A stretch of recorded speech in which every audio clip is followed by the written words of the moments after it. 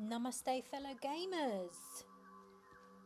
How are we today? We are playing a game called Zerko, and it just sort of started straight away. So let's get into it.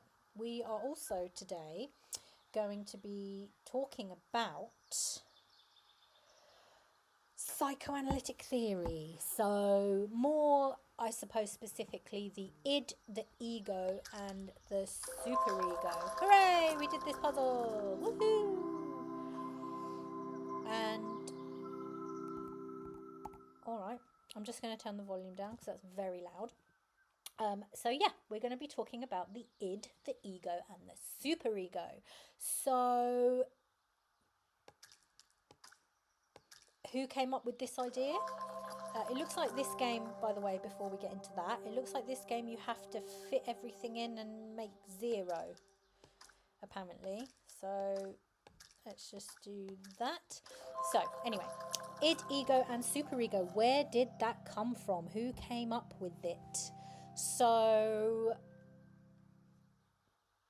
the father of psychoanalysis, who came up with this theory, was, of course, Sigmund Freud.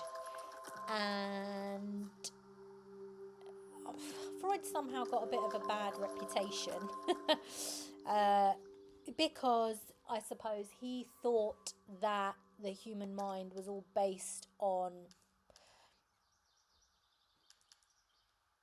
sex and aggression. That's how the human mind worked. Now, I get it.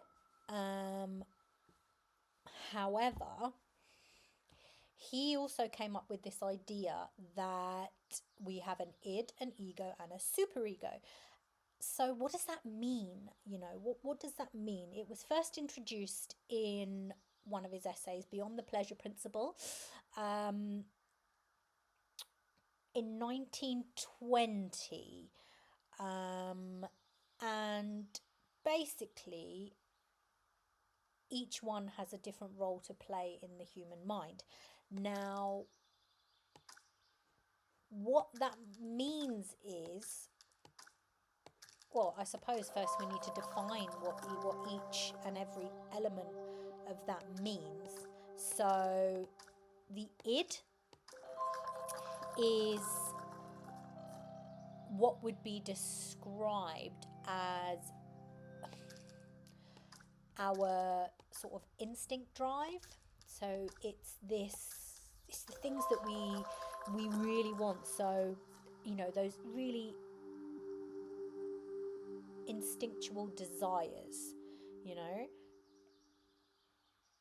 it's that, you know, you see something and you want it. That's our instinct drive, which is the id. Now we've got the superego, which in turn plays this really critical role in human thinking, in that it's the critical and the moralizing role. So I suppose you can kind of think of it as I suppose that you can kind of think of it as the parenting part of ourselves. And the ego kind of mediates between the two, I suppose. It's one of those that kind of, yeah, so it sort of mediates between that instinct drive and the critical kind of superego, that moralizing part of ourselves. The ego is more of our logical thinking, our realistic agent, I suppose. And it's just really, really interesting to think that the human psyche is related to this id, ego, and superego. And I suppose if we think about it, you know, we've all got this kind of instinctual drive of our needs and wants, and that we have this parental voice inside our head as well of kind of what that might mean. And I suppose if we think of it as a child, we've got this element of ourselves of, well, this is what I want, this is what I really, really want. Spice Girls. And then we've got this parental voice, which is our superego, going, well, you can't always have that, you can't always have what you want, you know, it doesn't work that way, life doesn't work that way. And that can be really, really hard for some people. So, you know, how do we mediate between that? You know, the ego is more of our rational brain to understand that, you know, we can't always have what we want. And yeah, I mean, it's just a really interesting way to think about the human mind, you know, this whole idea of the id, the ego, and the superego. You know, do you have this kind of unconscious instinctual drive? Do you have a constant critical voice inside your head going, well, you know, I want what I want, and that's it? You know, what do you think? Is one voice more powerful than the other one?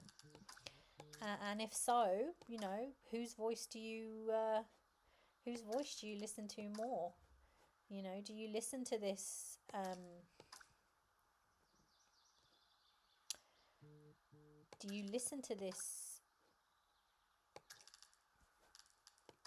ego? Do you listen to your id drive? Do you listen to the superego? Are you constantly in this state of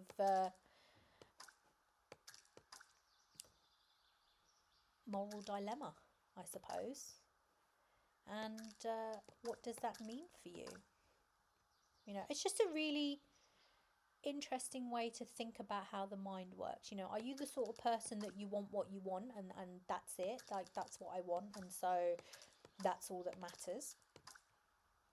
Are you the sort of person that has a bit more patience, I suppose, in that element? Which voice screams louder to you? You know, and observing it in other people. You know, maybe have a think about your friends. Do you look at them and think, gosh, that person just always gets what they want?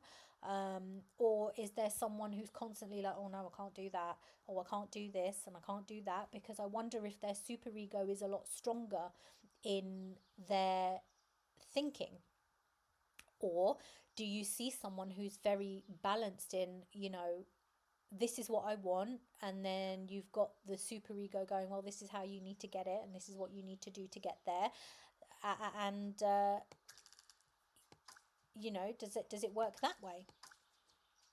Really, really interesting to think about. But that's the idea of the id, the ego, and the superego. Yeah. So what do you think, guys? What do you reckon? This game is really cool. Kind of just going with the flow, really. Doing all the big numbers first, and seeing how we go. Do we have a 3? Yes, we do. Do we have a 1? Yes, we do. 5.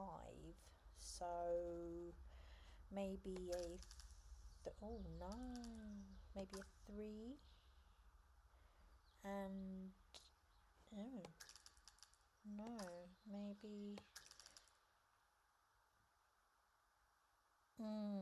interesting.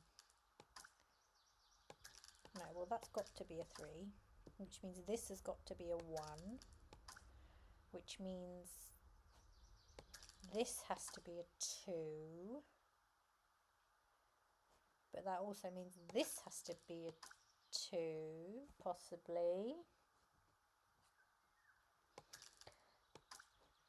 That needs to be a 1, that needs to be a 2, and that needs to be a 2. Hooray! There we go. I will probably play a bit more of this, but yeah, I think just a short one today about the id, the ego, and the superego, and yeah. So let me know, guys. Like, subscribe, do all those awesome things, and I will see you next time.